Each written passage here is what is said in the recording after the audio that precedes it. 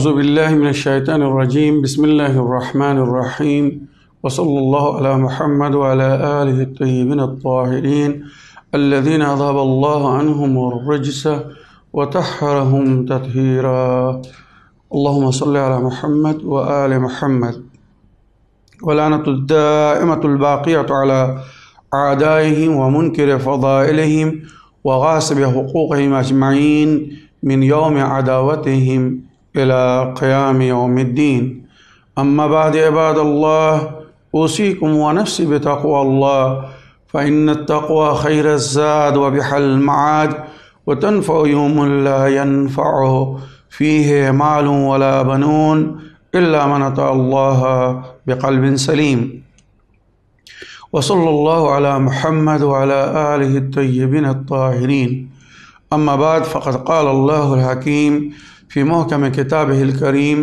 حيث قال بسم الله الرحمن الرحيم وجعلناهم أئمة يهدون بأمرنا وأوحينا إليهم فعل الخيرات وإقام الصلاة وإيتاء الزكاة وكانوا لنا عابدين صدق الله العلي العظيم আমার প্রিয় দর্শক ও শ্রোতাবৃন্দ আসসালামু আলাইকুম ওয়া রাহমাতুল্লাহি ওয়া বারাকাতুহু আপনাদের সকলকে আন্তরিক সালাম ও শুভেচ্ছা জানিয়ে আজকের অনুষ্ঠান ইসলাম ইন বাংলায় আপনাদেরকে স্বাগতম জানাই। আশা রাখি আপনারা যে যেখানে আছেন ভালো আছেন, কুশল ও মঙ্গলে আছেন, সুখে থাকুন, শান্তিতে থাকুন, সমস্ত প্রকারের দুঃখ কষ্ট থেকে মুক্তিতে থাকুন। আল্লাহ রাব্বুল আলামিনের কাছে এই কামনা করি যারা অসুস্থ আল্লাহ তাদেরকে সুস্থতা দান করুক, যারা ঋণে ভুগছে আল্লাহ তাদেরকে ঋণমুক্ত করুক, ওইরূপ যাদের জীবনে কোনো রকমের অভাব বা অশান্তি আছে আল্লাহ রাব্বুল আলামিন তাদের সকলের জীবনে সুখ শান্তি ফিরিয়ে দিক, সকলের মনোকামনা আশাকে পুরো করুক। যে সমস্ত পিতা মাতারা নিজের কন্যা বা ছেলের বিবাহ নিয়ে চিন্তিত আল্লাহ রাব্বুল আলামিন ওনাদেরকে ওই চিন্তা থেকে মুক্তি দান করুক, অর্থাৎ ওনাদের কন্যা বা পুত্রের জন্য সুপাত্র দান করুক। আমার যে সমস্ত বোনেরা ভাবিরা বাড়ির বউরা এখনও সন্তানের শান্তি থেকে বঞ্চিত আল্লাহ রাব্বুল আলামিন ওনাদের কোল ভরে দিক, অর্থাৎ ওনাদের সংসারে সুসন্তান দান করুক। আমার যে সমস্ত ছোট ভাই বোনেরা স্কুলে কলেজে পড়াশোনা করছে বা পরীক্ষায় বসছে আল্লাহ রাব্বুল আলামিন তাদেরকে উচ্চ শিক্ষায় শিক্ষা লাভ করে বা সুশিক্ষায় শিক্ষিত হয়ে নিজের ও নিজের পরিবারে নিজের বংশের নামকে উজ্জ্বল করার তৌফিক দান করুক। তারা যেন নিজের মনোকামনা আশা ও উদ্দেশ্যে সফলতা পায়, আল্লাহ তুমি তাদেরকে সেই নেক তৌফিক দান করো। আমাদের মধ্যে যারা হজ ও জিয়ারত ও উমরায় যাওয়ার ইচ্ছুক আল্লাহ রাব্বুল আলামিন তাদের সকলের মনোকামনা আশাকে পুরো করুক। আমাদের সকলকে সৎ পথে চলার, অসৎ পথ থেকে দূরে থাকার এবং এক অপরকে সৎ উপদেশ দেওয়ার তৌফিক দান করুক। আমরা যেন সত্য বা হক জিনিসকে জেনে শুনে মেনে তার উপরে আমাল করে সেটা অন্যদের সামনে তুলে ধরতে পারি বা অন্যদের কাছে পৌঁছে দিতে পারি। আল্লাহ রাব্বুল আলামিন আমাদের সকলকে সেই নেক তৌফিক ও মনোবল দান করুক। আমিন ইয়া রাব্বাল আলামিন। এই দোয়ার সঙ্গে আমি আজকের পর্ব শুরু করতে চলেছি। যুগের সমস্যা ও তার সমাধান নিয়ে আমি আলোচনা করছিলাম যে শেষ যুগের পরিস্থিতি বা অবস্থা কি হবে, যেগুলো দেখে নবী করিম সাল্লাল্লাহু আলাইহি ওয়াসাল্লাম ইমামগণেরা বলেছেন তোমরা এবার বুঝে নিও তোমরা কিয়ামতের থেকে খুব নিকটে হয়ে এসেছ। বা ইমামে মেহেদী আলাইহিস সালামের জোহরের সময় খুব নিকটে। তবে ওই সময় এই পরিস্থিতিগুলো দেখার পরে তোমরা নিজেদেরকে প্রস্তুত করো, নিজেদেরকে তৈরি করো, তোমরা যেন ওই পাপীদের সঙ্গী হয়ে অন্যায়ে সহকারী হয়ে যুগের জন্যে সমস্যা সৃষ্টি করো না, বরং যুগের সমস্যার সমাধান খোঁজো। কি করলে, কিভাবে থাকলে নিজ নিজের পরিবারকে ওই সমস্যা থেকে মুক্তি দিতে পারবে বা ওইভাবে জীবনযাপন করতে পারবে যেভাবে আল্লাহর নেক বান্দাদেরকে, নবীর সত্য অনুগামী অনুসারী উম্মতিদেরকে করা বা থাকা উচিত, সেইভাবে থাকার চেষ্টা করবে। আর এটা আল্লাহর ওয়াদা, যতক্ষণ ইমামে মেহদী আলাইহিস সালাম না আসছেন, ওনার পুনরায় ফিরে আসাকে কোরআনের ভাষায় রাজআত বলা হয়েছে।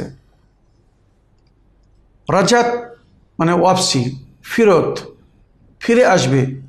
আল্লাহর কিছু বান্দাদেরকে পুনরায় এই বিশ্বে আল্লাহ ফিরে পাঠাবে,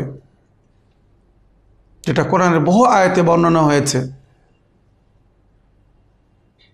আমাতনা ইসনাতাইন ওয়াহিয়াতান ইসনাতাইন, আমরা দুবার মরেছি, দুবার জীবন পেয়েছি, কোরআনে বর্ণনা হয়েছে। এই যে দুবার মরেছে বা দুবার জীবন পেয়েছে, এ কারা? তারা যারা রাজাতে ফিরে আসবে। কোরআন মিথ্যা নয়, কোরআন আমাদেরকে ওই সমস্ত সত্য জিনিসের বা ঘটনার খবর দিয়েছে যেগুলো হয় ঘটেছে, ঘটছে, আর নইলে ঘটবে। তারা আল্লাহর কাছে তখন কামনা করবে, আল্লাহ আর কি ফিরে যাবার কোনো রাস্তা আছে? তখন আল্লাহ বলবে, কাল্লা ইন্নাহা কালিমাতুন হিয়া কায়েলুহা, এ শুধু এদের মুখের ভাষা, এরা প্র্যাকটিক্যাল না, এটা বাস্তব নয়। এরা যা বলছে, একবার না যদি 10 বার দুনিয়ায় ফিরে দিই তাও এরা ওই করবে যা করছিল। যদি এদের মধ্যে সেই লজ্জা শরম থাকতো, তো পুনরায় যখন এদেরকে আমি ফিরে পাঠিয়েছিলাম এই দুনিয়াতে, তো এরা নিজের সংশোধন করত, নিজের ভুলকে স্বীকার করে অন্যায়ের পথ থেকে দূরে থেকে আমার পথের উপরে চলতো, আমার কথা মেনে চলতো। কিন্তু দুঃখের বিষয়, আল্লাহ রব্বুল আলামিন আমাদেরকে যে সুযোগ দিচ্ছে, সেই সুযোগের নাম হচ্ছে তওবা। তওবা করার পরে আমরা পুনরায় আবার সেই গুনাহ করছি যেগুলো থেকে আল্লাহ মানা করেছে, বা যার কারণে আমরা বিপদে পড়েছিলাম, ক্ষতিগ্রস্ত হয়েছিলাম, মুসিবতে পড়েছিলাম। আল্লাহ আমাদের তওবাকে কবুল করে সেই মুসিবত থেকে আমাদেরকে নিজাত দিয়েছে। তাই কোরআনে এভাবেও বলা হয়েছে, যখন এরা বাওয়ারে ফেসে যায়, সমুদ্রের মাঝখানে ফেসে যায়, তখন আল্লাহ আল্লাহ করে। আর যখন আমি এদেরকে তরি পার করিয়ে নদীর ধারে পৌঁছে দেই, সমুদ্রের ধারে পৌঁছে দেই, এরা যখন স্থলে পৌঁছে যায়, তখন শিরক করে, অমান্য করে, ভুলে যায় যে কেউ আমাদেরকে এই সংকট থেকে বাঁচিয়েছে, মুক্তিদান দিয়েছে। তো আমরা সেই বান্দা, আল্লাহ আমাদের হেদায়েত করুক, আমরা যেন আল্লাহর হুকুম মেনে চলতে পারি বা আল্লাহর ওলিদেরকে ফলো করতে পারি, নবী ও নবীর আহলে বায়তের অনুগামী অনুসারী হয়ে ওনারা যে পথ দেখিয়েছেন সেই পথের প্রতীক হয়ে যেন চলতে পারি। আল্লাহ রব্বুল আলামিন ওই ইমামদেরকে পুনরায় এই বিশ্বে পাঠাবেন, যাদেরকে দুর্বল করে দেওয়া হয়েছিল, কমজোর করে দেওয়া হয়েছিল। অনুরিদু আন নামুন্না আলাল্লাযীনা ইসতাযআফু ফিল আরদি, কোরআনে আল্লাহর ইরশাদ হয়েছে, যাদেরকে জমিনে দুর্বল করা হয়েছিল, অধিকার থেকে বঞ্চিত করা হয়েছিল, তাদেরকে আমি শান্তি দান করব, জমিনের ওয়ারিস করব, পুনরায় তারা এই বিশ্বে রাজিত্ব করবে, যেটা তাদের হক বা অধিকার ছিল। আর এই ইমামদের বর্ণনা কোরআনে আল্লাহ রাব্বুল আলামিন এভাবে করেছে, ওয়াজআলনাহুম আইম্মাতান ইয়াহদুনা বিআমরিনা, আমি এনাদেরকে, আইম্মা মানে ইমামগণ, একজন ইমাম নয়, ওয়াজআলনাহু আইম্মাতান, আমি এনাদেরকে ইমাম করেছি। কেন? ইয়াহদুনা বিআমরিনা, আমার হুকুমে এনারা আমার বান্দাদের হেদায়েত করবেন। ওয়া আওহাইনা ইলাইহিম ফিআলাল খায়রাত, আর আমি এনাদের উপরে ওহী করেছি, আমি আদেশ দিয়েছি, হুকুম দিয়েছি নেক কাজ করার, দান খয়রাত করার, ওয়া ইকামিস সালাত, নামাজ কায়েম করার, ওয়া ইতা ইজ যাকাত, যাকাত দেওয়ার, ওয়া কানু লানা আবিদিন, আর এনারা ছিলেন আমার উপাস্যকারী বান্দা, ইবাদত গুজার বান্দা।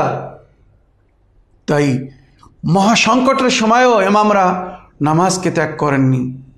ইমাম হুসাইন আলাইহিস সালাম কি বিপদের মাঝখানে কারবালায় ছিলেন আপনারা সব জানেন, শুনেছেন। তলোয়ারের ছায়ায় উনি নামাজ কাজা করেননি, নামাজকে ছাড়েননি। তাই যখন আমরা ওনার জিয়ারত পড়ি তখন বলি, আশহাদু আন্নাকা আকামতাস সালাত ওয়া আতাইতাজ যাকাত ওয়া আমারতা বিল মারুফ ওয়া নাহাইতা আনিল মুনকার ওয়া আতাতাল্লাহু ওয়া রাসূলুহু হাত্তা তাকাল ইয়াকিন। আমি সাক্ষ্য দিচ্ছি আকা মাওলা হুসাইন আলাইহিস সালাম, আশহাদু আন্নাকা আকামতাস সালাত, আপনি নামাজ কায়েম করেছেন। ওই সময় নামাজ কায়েম করেছেন যে সময় মানুষ নিজের জীবন বাঁচানোর জন্য পথ খোঁজে। আপনি নিজের জীবনের পরোয়া না করে আল্লাহর শান্তি বা আল্লাহর মর্জি পাওয়ার জন্যে সেই সময়ও নামাজ কায়েম করেছেন যে সময় শত্রুরা আপনাকে ঘিরে ধরে রেখেছিল। আশহাদু আন্নাকা আকামতাস সালাত ওয়া আতাইতাজ যাকাত, আপনি যাকাত দিয়েছেন, আল্লাহর বান্দাদের হক তাদের কাছে পৌঁছে দিয়েছেন। ওই কারবালার প্রান্তরে যে জালিমরা আপনার উপরে পানি বন্ধ করেছিল, কাল রাস্তায় যখন তারা পিপাসিত ছিল, তাদের কাছে পানি ফুরিয়ে গিয়েছিল, ইমাম হুসাইন আলাইহিস সালামের কাছে পানি চেয়েছিল তারা। ইমাম হুসাইন শুধু তাদেরকে নয়, তাদের সঙ্গে যে পশু পাখিরা ছিল তাদেরকেও পানি পান করিয়েছিলেন। আর বলেছেন, আয় আলী একবার ততক্ষণ পানির পাত্র সরাবে না যতক্ষণ পশু পাখিরা পানি শান্তিপূর্ণভাবে পান করার পরে নিজের মুখ না সরিয়ে নেবে। এনারাই ছিলেন আল্লাহর প্রতিনিধি এই জমিনের উপরে, আল্লাহর খলিফা, আল্লাহর ওলি, ওই বান্দা, ওই ইমাম যাদেরকে আল্লাহ আমাদের হেদায়েতের জন্য পাঠিয়েছিলেন। তাদের ব্যবহার দেখে, তাদের কর্ম দেখে যেন আমরা শিক্ষা লাভ করি।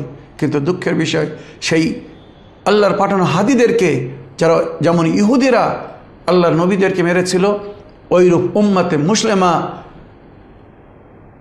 নবীর এই দুনিয়া থেকে যাওয়ার পরে নবীর আহলে বায়তকে, আল্লাহর ওলিদেরকে ওইভাবে মেরেছে। নিষ্পাপ বেগুনা বিনা দোষে তাদেরকে হত্যা করেছে, তাদের উপরে জুলুম করেছে, তাদেরকে তলোয়ার নইলে বিষ দিয়ে মেরেছে। এই উম্মত বড় কঠিন সাজার সম্মুখীন হবে। এই দুনিয়াও তারা সাজা পাবে, কেননা জালিমের জন্য ডবল সাজা রেখেছে আল্লাহ। এই দুনিয়াতেও সাজা পাবে, লজ্জিত হবে, বিভিন্ন সমস্যার সম্মুখীন তাদেরকে হতে হবে, সংকটে পড়তে হবে, এবং তাদের পরকাল বড় কঠিন হবে।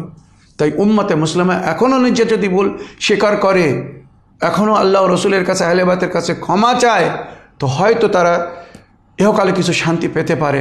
আর নইলে তাদের শান্তি ফিরিয়ে দেওয়ার কেউ নেই।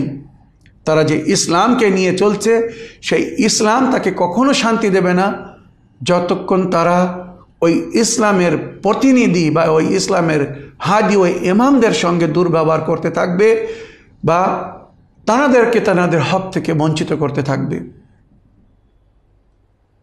আল্লাহর নেক বান্দাদের উপরে, আল্লাহর ওলিদের উপরে জুলুম করে যদি কেউ শান্তি চায়, তো সে নিজেকে স্বপ্নের মধ্যে রেখে আছে, তার স্বপ্ন কখনো পুরো হবে না। ও যে আল্লাহ আইম্মাতান ইয়াহদুনা বিআমরিনা, আমি এদেরকে ইমাম করেছি, আমার হুকুমে এরা আমার বান্দাদের হেদায়েত করবে।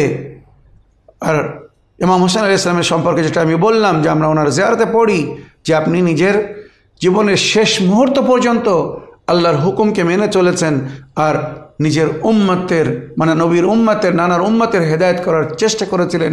শিমির যখন ইমাম হুসাইন আলাইহিস সালামের গলার উপরে ছুরি চালাচ্ছিল, ইমাম হুসাইন আলাইহিস সালামের মুখ থেকে সামান্য আওয়াজ আসছিল, তো শিমির শুনতে চাচ্ছিল যে উনি কি বলছেন। এই সময়, যে সময় আমি ওনার গলা কাটছি, যখন কান নিকটে নিয়ে গেল, তখন ইমাম হুসাইন আলাইহিস সালামের মুখ থেকে এই আওয়াজ আসছিল, এই আল্লাহ রব্বুল আলামিন, আমার নানার উম্মত পথভ্রষ্ট হয়ে গেছে, তারা যুগের ইমামকে চেনে না বলে তারা তার সঙ্গে এই দুর্ব্যবহার করছে।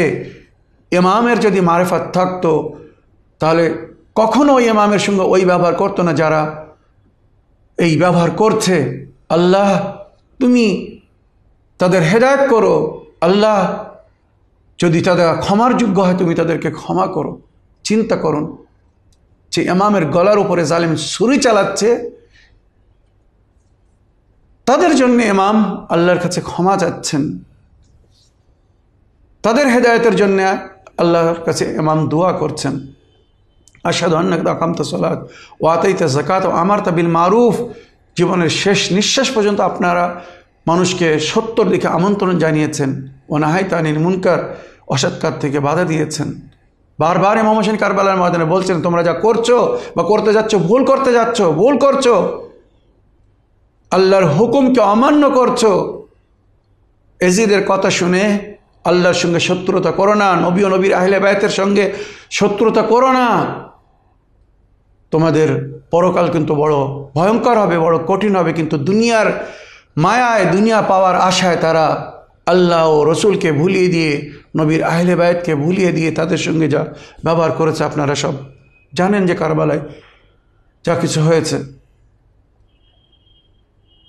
ওয়াতাতাল্লাহু ওয়া রাসূলুহু হাত্তা তাকাল ইয়াকিন।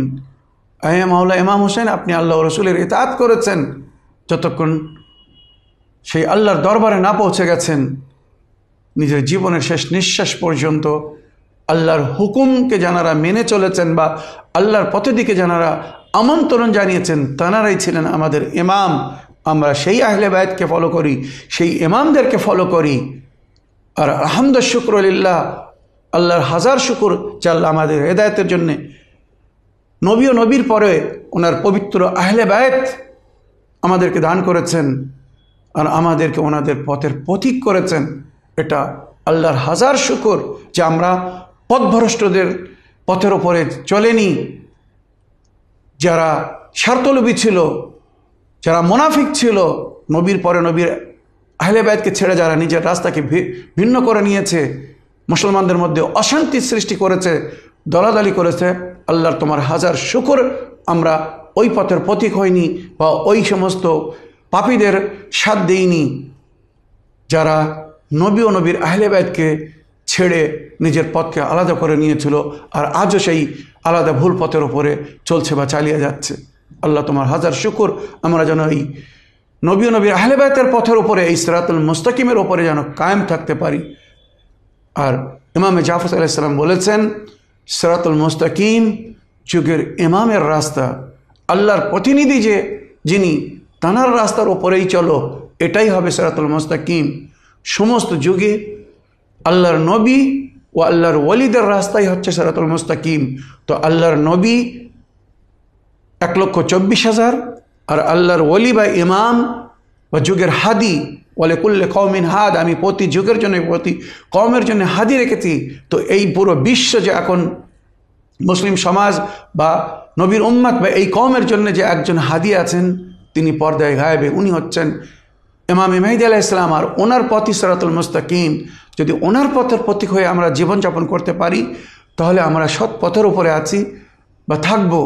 আর যদি ওই ইমামের পথকে ছেড়ে দিই, যে ইমামদেরকে আল্লাহ আমাদের হেদায়েতের জন্য পাঠিয়েছেন, আমরা কখনো হেদায়েত পাবো না। কেননা আল্লাহ নবী ও ইমামদেরকে আমাদের হাদি করেছেন, অন্যদেরকে নাই। কোরআনে কোনো অন্য হাদি যদি তাজকিরা থাকে তো একবার উল্লেখ করবেন। ওই ইকামিস সালাত ও ইতাইজ যাকাত ওয়া কানু লানা আবিদিন। আরে এনারা ছিলেন আমার ইবাদত গুজার বান্দা। তো ইমাম যাদেরকে আমরা মানি, এনাদের জীবনী তুলে দেখুন, এনাদের জীবনের বেশিরভাগ না পুরো জীবনটাই আল্লাহর হুকুমের মান্যর মধ্যে বা আল্লাহর ইবাদত উপাসনার মাধ্যমে ওনারা কাটিয়েছেন। শুধু নামাজই ইবাদত নয়, রোজাই ইবাদত নয়, আল্লাহর খুশির জন্য, আল্লাহর মর্জির জন্য আমরা যেগুলো করি বা করছি, তাই সে নিজের বাচ্চাদের জন্য যদি হালাল রুজি সঞ্চয় হয় বা অন্য কারোর সাহায্যের জন্য আমরা যদি যাই বা কোনো কারোর মদত করি, যে কাজে আল্লাহ রাজি, সেটা হচ্ছে আল্লাহর ইবাদত। তো আমরা জীবনে চলার পথে সবসময় খেয়াল রাখবো যে আমরা যা কিছু করছি বা যা কিছু করতে যাচ্ছি, আল্লাহ রাজি কি না। যদি আল্লাহ রাজি হয় তো সেটা আল্লাহর উপাসনায় বা আল্লাহর ইবাদতে গণনা হবে। আর যদি সেই কাজ থেকে আল্লাহ রাজি না হয়, তার মানে আমরা আল্লাহর উপাসনা বা আল্লাহর ইবাদতকে ছেড়ে দিয়েছি, ওই উদ্দেশ্যকে ভুলে গিয়েছি যে উদ্দেশ্যে আল্লাহ আমাদেরকে সৃষ্টি করেছে। যেমন কোরআনে বলেছে, ওমা খালাকতুল জিন্না ওয়াল ইনসা ইল্লা লিয়াবুদুন, আমি জিন্ন ইনসকে সৃষ্টি করিনি কিন্তু আমার ইবাদতের জন্য। তো সেই আল্লাহর ইবাদতকে যদি ছেড়ে আমরা অন্য কিছু করি, তো তার কাছে কিছু পাওয়ার অধিকার রাখি কিনা এটা আমাদের নিজেকে বলতে হবে। তাহলে আসুন এবার আমি সেই কিছু এলামাত আপনাদের সামনে তুলে ধরতে চাই, যেগুলো আমরা নিজের চোখের সামনে দেখছি, আর যে এলামত সম্পর্কে নবী আল্লাহ বলেছেন, লা তাকুমুস সাআহ হাত্তা তারাউনা হাযিহিল আলামাত, কিয়ামত ততক্ষণ আসবে না যতক্ষণ তোমরা নিজের চোখে এই সমস্ত নিশানি না দেখে নিচ্ছ। যখন এগুলো দেখবে তখন মনে করবে যে আমি যা ভবিষ্যবাণী করে যাচ্ছি এটাই সঠিক, আর তোমরা সেই সময়ের নিকটে এসে গেছো যার ওয়াদা করা হয়েছে। এবার কিয়ামত খুব নিকটে, বা আমার শেষ সন্তান মেহেদী আলাইহিস সালামের আসার সময় হয়ে গেছে। তাই আসুন দেখি কিভাবে সেগুলো আমাদেরকে বোঝানো হয়েছে। তো শেষ যুগের নিশানি আমি গতকাল পর্যন্ত যেটা বলেছিলাম, বা এর আগে যেটা বলেছি, যে মানুষ শেষ যুগে শিক্ষা লাভ করবে দুনিয়া পাওয়ার জন্যে, দিন পাওয়ার জন্যে নয়। আল্লাহর মর্জির জন্য তারা দিন শিখবে না বা শিক্ষা লাভ করবে না বা ধার্মিক জ্ঞান লাভ করবে না। তারা ধার্মিক জ্ঞান লাভ করবে, হয়তো মৌলবি মালানো হবে, এই কোরআন বা এই হাদিসের মাধ্যমে রুজি সঞ্চয় করার জন্যে। তারা নিজের জীবিকা পাওয়ার জন্যে কোরআনের আয়াত ব্যবহার করবে বা নবীর হাদিস বর্ণনা করবে। তাই তারা কোরআন ও হাদিসের মাধ্যমে ওই কথাগুলো বলবে যেগুলো শুনলে পাবলিক খুশি হবে। তারা আল্লাহকে খুশি করার জন্য কথা বলবে না। তারা আল্লাহর হুকুমকে অমান্য করলে যে আল্লাহ সাজা দেবে, বা আল্লাহর হুকুমকে অমান্য করো না, এটা ঠিক না, এগুলো বোঝানোর চেষ্টা কম করবে। কি করলে ধনী ব্যক্তি খুশি হবে, আর খুশি আমাকে কিছু পয়সা দেবে, আমার জীবনে আমি ফুর্তি করব বা শান্তি লাভ করব, তারা সেই চেষ্টা করবে। এই হবে শেষ যুগের মৌলবীদের কাজ। দুনিয়া পাওয়ার জন্য তারা জ্ঞান লাভ করবে, দিন পাওয়ার জন্যে, আখিরাতের জন্যে, আল্লাহ ও রসুলের মর্জি পাওয়ার, খুশি পাওয়ার জন্য তারা জ্ঞান লাভ করবে না। আর এখনকার বেশিরভাগ মৌলবীর অবস্থা সেটাই। তারপরে বলা হচ্ছে শেষ যুগে लोग अमर और नहीं से नफरत करने लगेंगे। শেষ যুগে লোক আমর বিল মারুফ নেহি আনিল মুনকার থেকে ঘৃণা করবে। মানে মানুষকে সৎ পথে দেখে যে আমন্ত্রণ জানাতে বলা হয়েছে, অসৎ পথ থেকে বাধা দেওয়া হয়েছে, লোক এর থেকে ঘৃণা করবে। অন্যদেরকে সৎ পথে দেখে আমন্ত্রণ জানানো তো দূরের কথা, কেউ যদি তাদেরকে বলে তো তুচ্ছ নজরে তাকে দেখবে। অসৎ পথ থেকে নিজেরাও বাধা দেবে না, আর কেউ যদি বাধা দেয় তো তার বিরুদ্ধে ষড়যন্ত্র করবে।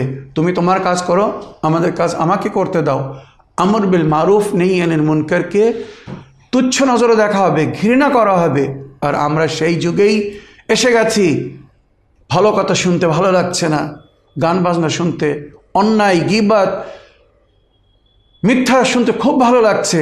আর যারা সত্য কথা বলছে, হকের দিকে আমন্ত্রণ জানাচ্ছে, তাদের কথা শুনতে ভালো লাগছে না। এটাই সেই যুগ। लोग दुनिया की तरफ शदीद मिलान रखते होंगे। মানে দুনিয়ার দিকে এত চাহাত বেড়ে যাবে, দুনিয়ার লোভ লালসায় মানুষ এত হারিয়ে যাবে যে তারা সব কিছুকে ভুলে যাবে। আল্লাহ রসুল ও দ্বীনের হুকুমকে ভুলে কি করলে কিভাবে তারা দুনিয়া সঞ্চয় করতে পারবে, বা দুনিয়ায় তারা শান্তিতে থাকতে পারবে, দুনিয়ায় কি করে ধনী হতে পারবে, তারা সব কিছু করার জন্য রেডি হয়ে যাবে। আল্লাহ রাজি হোক আর না হোক এই কাজে, নবী নারাজ হোক, কিছু যায় আসে না। আমার শান্তির জন্যে যদি এই হারাম কাজটা আমাকে করতে হয় তাও আমি করব। এখনকার লোকের চিন্তা হচ্ছে এই, তারা এই চিন্তাধারা নিয়ে জীবনযাপন করছে যে যেভাবে হোক ধনী হতে হবে, রুজি সঞ্চয় করতে হবে, পয়সা জোগাড় করতে হবে, পয়সা বায়ে ফেলতে হবে। কালকে ওই পয়সা খাওয়ার জন্য সে বেঁচে থাকবে কি না সে জানে না। তাই হাদিসে বলা হয়েছে, তোমাদের মধ্যে অনেকেই এই আশা নিয়ে রুজি সঞ্চয় করছে বা মাল জমা করছে যে আমি এখনো অনেক দিন এই দুনিয়াতে থাকবো, বেঁচে থাকবো, এর থেকে লাভবান হব। কিন্তু হঠাৎ মৌতের ফেরেশতা এসে তাকে নিয়ে যাচ্ছে, আর তার সারা ধন দৌলত তারা খাচ্ছে যারা পরিশ্রম করেনি।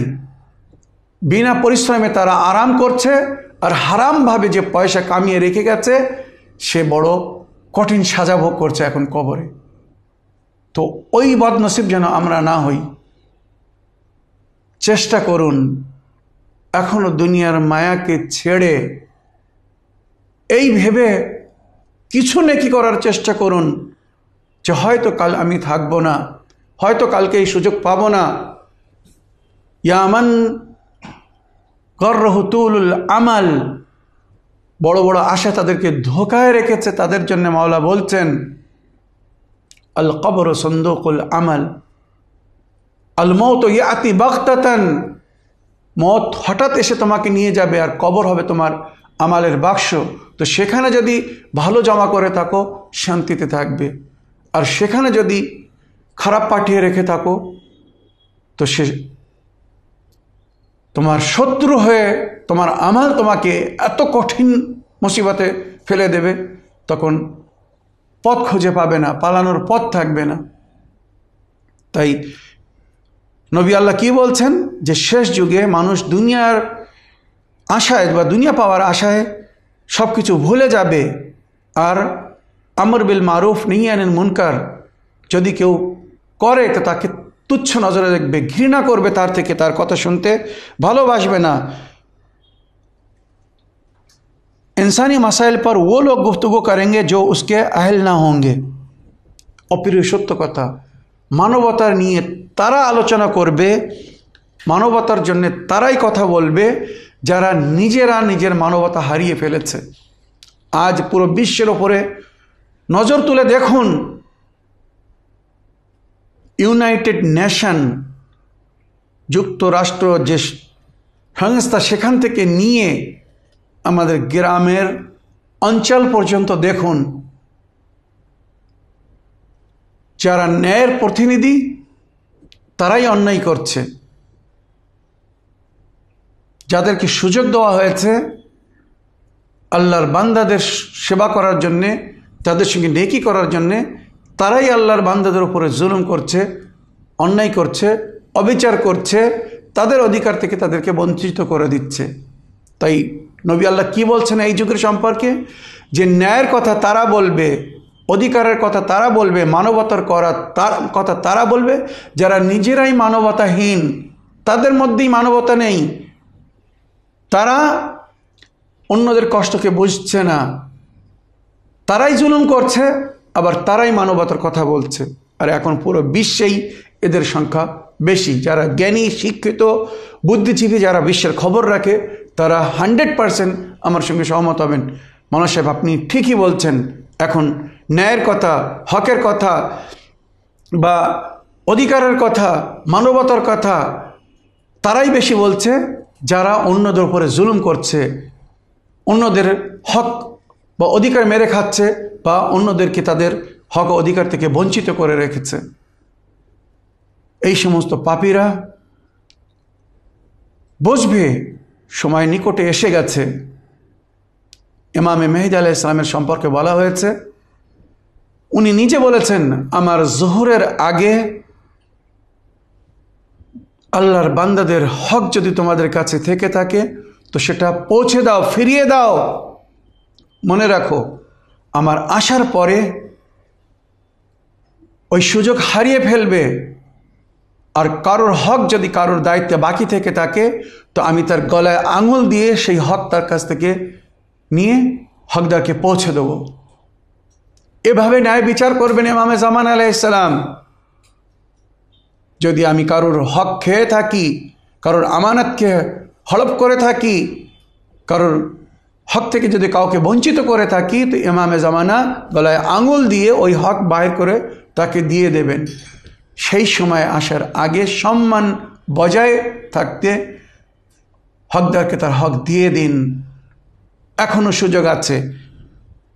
তাই আল্লাহর রসুল কি বলছেন, শেষ যুগে তারাই মানবতার কথা বলবে বা হিউম্যানিটি প্লাস তারাই তুলবে যারা নিজেরাই হিউম্যানিটির বিরুদ্ধে কাজ করছে, মানবতার বিরুদ্ধে কাজ করছে, যারা দরিদ্রের ওপরে জুলুম করছে, তারাই মানবতার কথা বলবে। বিশ্বের উন্নতম দেশদেরকে দেখুন, আজ গরিব দেশের ওপরে তাদের মাধ্যমে যে জুলুম ও অত্যাচার হচ্ছে, সাধারণ মানুষ যেভাবে পীড়িত হচ্ছে তাদের কারণে, পলিটিক্যাল নেতারা হোক আর সাধারণ বিবেকধারী বা জ্ঞানী ব্যক্তিরা হোক, যারা বিশ্বের উপরে নজর রেখে আছেন, তারা জানেন যে কিভাবে তারাই জুলুম করছে বা অত্যাচার করছে যারা নিজেকে ডেভেলপ বা মানবতায় সবচেয়ে বড় বলছে, বা হিউম্যানিটির রক্ষক, মানবতার রক্ষক যারা নিজেকে বলছে, কিন্তু তাদের মাধ্যমে আজ পুরো বিশ্বে দরিদ্রদের উপরে জুলুম হচ্ছে, অত্যাচার হচ্ছে, তাদের হক থেকে তাদেরকে বঞ্চিত করে রাখা হয়েছে। অনেক কথা আছে, যাই হোক ইনশাআল্লাহ আল্লাহ তৌফিক দান করুক আমরা যেন এগুলো বোঝার চেষ্টা করি। তারপর নবী বলছেন, মুসলমান আপনি ওলামা সে নফরত করেंगे। উফ, কি বড় কথা নবী বললেন যে শেষ যুগে মুসলমানেরা নিজের ওলামা থেকে, আলিমদের থেকে ঘৃণা করবে। আর তার কারণ বিস্তারিত এখানে বলা হয়েছে। তার কারণ হচ্ছে পাবলিক জেনে যাবে যে এই ওলামারা আমাদেরকে কিভাবে পথভ্রষ্ট করে রেখেছিলেন, কিভাবে সত্য থেকে দূরে রেখেছিলেন, কিভাবে হককে এরা লুকিয়ে রেখেছিল। যখন তারা সেই সত্য, সেই হককে জানতে পারবে, তখন নিজের ওলামাদের থেকে ঘৃণা করবে, তুচ্ছ নজরে দেখবে যে জেনে শুনে তোমরা কেন এই অন্ধকারে আমাদেরকে রেখেছিলে, জেনে শুনে কেন ভুল পথের উপরে চালাচ্ছিলে, জেনে শুনে কেন এই সমস্ত হক হকিকতকে লুকিয়ে রাখা হয়েছিল আমাদের থেকে। আর সেই যুগে আমরা এসে গেছি। আর আলহামদুলিল্লাহ, আল্লাহর যত শুকর করি কম, যখন আজ এই আল্লাহর ক্ষুদ্র বান্দার মাধ্যমে, আমার মাধ্যমে, কোরআন ও হাদিস, সহি হাদিসের মাধ্যমে যখন উম্মতে মুসলিমা সেই সঠিক জিনিসগুলো জানতে পারছে, বহু এলাকায় মোল্লা মৌলবীদের জীবন হারাম হয়ে গেছে। তারা উত্তর খুঁজে পাচ্ছে না, পলানোর পথ পাচ্ছে না। তাই তারা জোরপূর্বক বলছে, তোমরা শিয়া হয়ে গেছো, তোমরা যেন এখানে এসো না, এসো তোমার শিয়াদের কথা, এগুলো এখানে চলবে না, এগুলো বলো না, এখানে এসে ওইভাবে নামাজ পড়া হবে না, এখানে ওইভাবে চলতে হবে যেভাবে আমরা চালাবো বা আমরা চলবো, আমরা যেগুলো বলছি এগুলো ঠিক, ও তো তোমরা বলছো এগুলো ঠিক না। তখন তারা বলছে কোরআনে তো এইভাবে লেখা আছে, আয়াতে এইভাবে উল্লেখ হয়েছে। মাওলানা সাব্বির সাহেব উনি তো আয়াত নম্বরও বলে দিয়েছেন, বা মুসলমানদের হাদিসে যে বইটা আছে সেই হাদিসও সূত্র সমেত শুনিয়েছেন। তারপরেও কেন অমান্য করছেন? সঙ্গে সঙ্গে জোরপূর্বক তাকে মসজিদ থেকে মোল্লা বাহির করে দিচ্ছে বা নিজের বাড়ি থেকে বাইরে যেতে বলছে, কারণ উত্তর নেই। আর এর চেয়ে তো দুর্দিন তাদের আসবেই। এটা আল্লাহ ও রসুলের ওয়াদা, নবী বলে গেছেন যে মুসলমানরা নিজের ওলামা থেকে ঘৃণা করবে। তার কারণ উম্মাত জানতে পারবে এক না একদিন যে এরা আমাদেরকে এতদিন ভুল বুঝিয়ে রেখেছিল, এরা ভুল পথে চালাচ্ছিল, এরা হককে লুকিয়ে রেখেছিল। সেই হকিকত যখন তারা জানতে পারবে, তখন ওই মিথ্যা মোল্লাদের থেকে, ওই পাপী, ওই দুনিয়ার লোভী মোল্লাদের থেকে তখন পাবলিক ঘৃণা করা শুরু করবে, তাদের থেকে দূরে চলে যাবে। তো এটা অপির সত্য কথা, যেটা নবী বলে গেছেন। লোক দৌলত কে লিয়ে শাদিয়াঁ করেंगे। শেষ যুগের নিশানিতে বলা হয়েছে মানুষ ধন দৌলত পাওয়ার জন্যে বিয়ে করবে। মানে কোরআনে যে বলা হয়েছে লিতাসকুনু ইলাইহা, বিয়ে করো যাতে নিজের স্ত্রীর সঙ্গে শান্তিপূর্ণভাবে জীবনযাপন করতে পারো। তো নিজের স্ত্রীকে নিয়ে শান্তি খুঁজবে না, স্ত্রীর যে দৌলত, ধন দৌলত নিয়ে আসবে তাতে শান্তি খুঁজবে।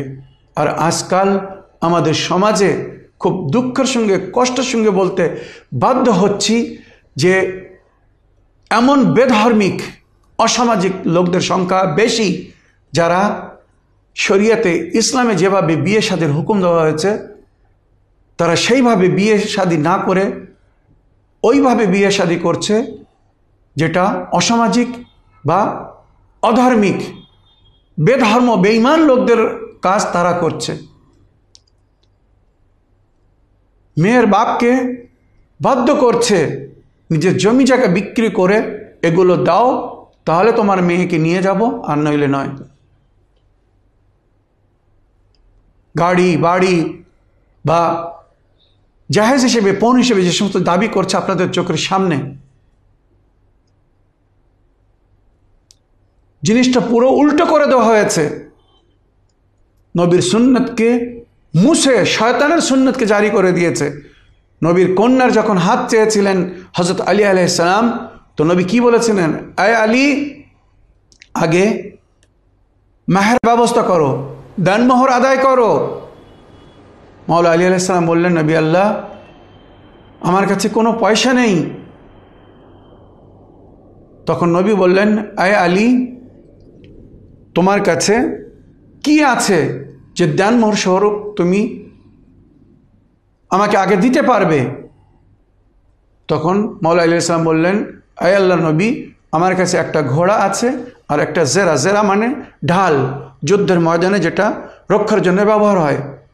তো মাওলা আলী আলাইহিস সালামের কাছে একটা রূপোর ঢাল ছিল আর একটা ঘোড়া ছিল। নবী আল্লাহ বলেন, তো আমি আমার ঘোড়া বা ঢাল বিক্রি করে আপনার কন্যার মেহের আদা করতে চাই, দানমোহর দিতে চাই। নবী বললেন, ঘোড়া তোমার প্রয়োজনে, সফরের জন্যে ঘোড়ার প্রয়োজন হবে। আমি জানি তুমি শক্তিশালী, আল্লাহ রাব্বুল আলামিন তোমাকে শক্তি দান করেছে, যুদ্ধের ময়দানে তুমি বিনা ঢালেও লড়তে পারো। আর খুব কম যুদ্ধে হযরত আলী আলাইহিস সালাম ঢাল ব্যবহার করেছিলেন, খুব কম যুদ্ধে, সীমিত। বিনা ঢালে বেশি যুদ্ধ করেছিলেন, অন্যায়ের বিরুদ্ধে লড়াই করেছিলেন। তাই নবী কি বলছেন? আলী, তুমি বড় যোদ্ধা, আল্লাহ তোমাকে শক্তি দান করেছে, তুমি বিনা ঢালেও লড়তে পারবে, ঢাল বিক্রি করে দাও, ঘোড়া রেখে নাও। তো হযরত আলী আলাইহিস সালাম নিজের ওই রূপোর ঢাল 480 না 500 দিরহামে, মানে রূপোর পয়সা চলতো সেই সময়, সোনার পয়সা মানে আশরাফি দেনার যাকে বলা হয়, আর নইলে রূপোর পয়সা মানে দিরহাম। তো 480 কি 500 দিরহামে বিক্রি করে ওই পুরো পয়সা নবী আল্লাহকে এনে দিলেন যে এটা আপনার মেয়ের দানমোহর, যাকে মেহরে ফাতিমি বলা হয়।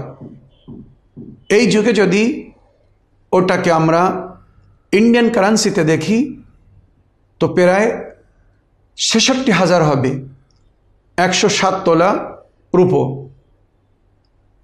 আশা রাখি আমার দর্শক বৃন্দরা এই জিনিসটা মনে রাখবেন, মেহরে ফাতিমি ছিল 480 নইলে 500 দিরহাম রূপোর পয়সা, আর 1 দিরহাম 10 তোলার সমান, বা অনেক জায়গায় বলা হয়েছে কমস কম একটা দিরহামের ওজন হতো 1 তোলা।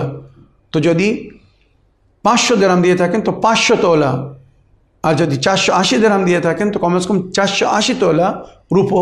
এবারে ওর যা দাম হবে সেই দাম হবে মেহরে ফাতিমি।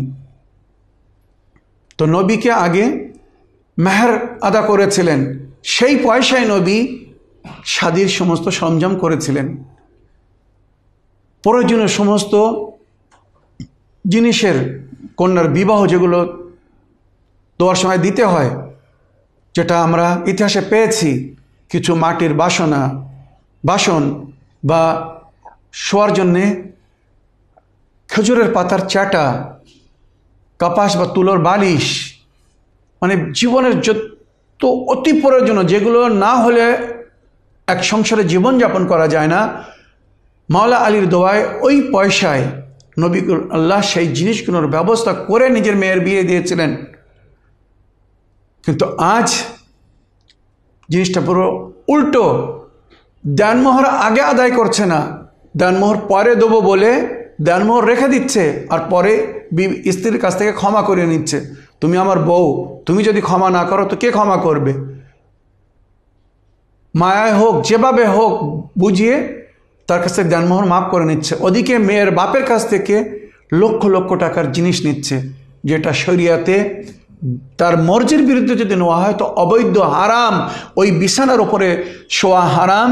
যদি মেয়ের বাপকে মজবুর করে বাধ্য করে তার কাছ থেকে পয়সা নিয়ে বা তার উপরে জোরপূর্বক দাবি করে যদি ওই খাট পলঙ্গ নেওয়া হয়ে থাকে, ওইরূপ ওই বাইকের ওপরে চড়া, ওই মোটরসাইকেলে বেরিয়ে বেড়া হারাম। যদি ওটা তাকে বাধ্য করে তার থেকে নেওয়া হয়, বা ওই গাড়িতে বেরিয়ে বেড়ানো হারাম যদি ওই গাড়িটা সে নিজে স্বেচ্ছায় না দিয়ে থাকে, তার কাছ থেকে যদি দাবি করে জোরপূর্বক নেওয়া হয়, ওইরূপ যত জিনিস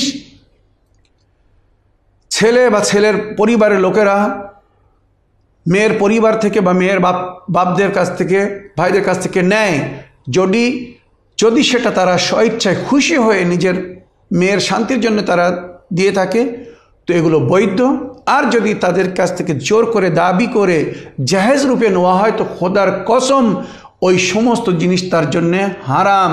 এমনকি যদি কোনো পোশাক দাবি করে নেয়, তো ওই পোশাকের নামাজ হবে না যদি অনিচ্ছাকৃতভাবে জোরপূর্বক তার বাপের কাছ থেকে দাবি করে ওই দামি পোশাক নেওয়া হয়। ওইরূপ যত জিনিস শ্বশুরবাড়ি থেকে ছেলে নেবে, যদি